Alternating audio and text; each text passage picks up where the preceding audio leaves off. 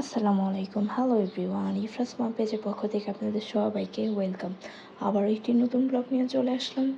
আমি regular blog upload করতে পারতেছি না পার্সোনাল কিছু প্রবলেমের কারণে, তাই অনেক দিনের ভিডিও অ্যাড করে আমি একটা ব্লগ আপলোড করবো আর কি। রোজার মাসটা আমি কেমন কাটিয়েছি সেগুলোই আপনাদের সাথে শেয়ার করব। দেখতেই পারতেছেন, ঘুম থেকে উঠেই সে তার বাবার সাথে দুষ্টামি শুরু করে দিয়েছে। পরবর্তীতে তার বাবা ব্রাশ করতেছে, তো তার বাবার কোলে উঠে তার বাবাকে ব্রাশ করে দিচ্ছে। বুড়ি এখন এত কিছু বুঝে। ফ্রেশ হয়ে আমরা একটু বাইরে বের হই। দেখেন, বাইরে বের হওয়ার পরেও সে তার বাবার কোলে।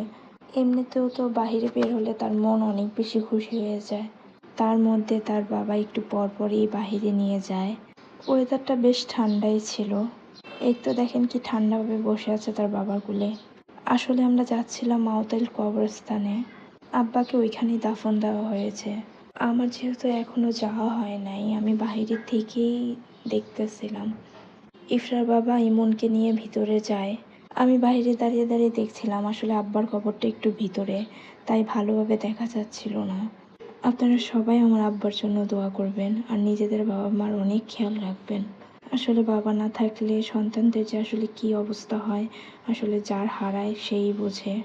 ওইখান থেকে আসার পরে দুপুরে ইফরার বাবা বলল, তাও আমি ইফরাকে খাওয়াই দিই।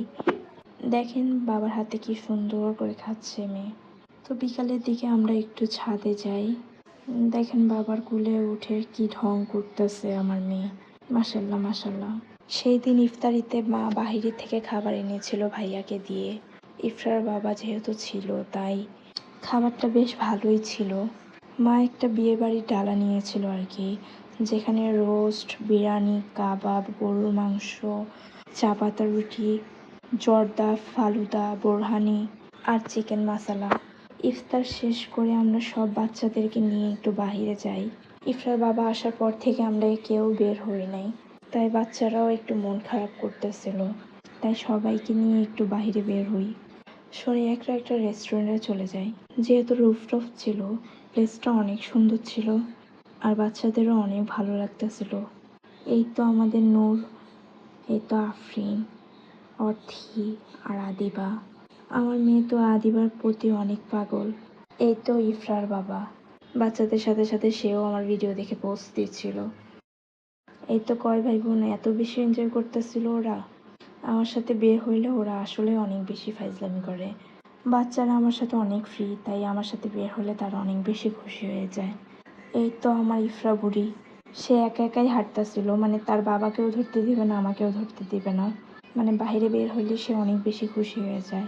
আমরা নাগাওয়া উইংস অর্ডার করছিলাম, তো বাচ্চারা খেয়ে একদম পাগল হয়ে গেছিলো ঝালে। এক একটার অবস্থা দেখেন, ফেস দেখলেই বুঝবেন কত বেশি ঝাল লাগছে ওদের। তাও ওরা খাইতেছিল, বলতেছিল যে মজা লাগতেছে। খাবারটা ভালোই ছিল। সাথে পিৎজা আর পাস্তাও অর্ডার করছিলাম। খাবারগুলো বেশ ভালোই ছিল। খাওয়া দাওয়া শেষ করে আমরা বাসার উদ্দেশ্যে রওনা দিই।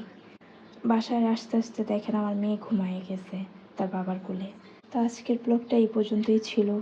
সবাই ভালো থাকবেন আর আমাদের জন্য দোয়া করবেন। আল্লাহ হাফেজ।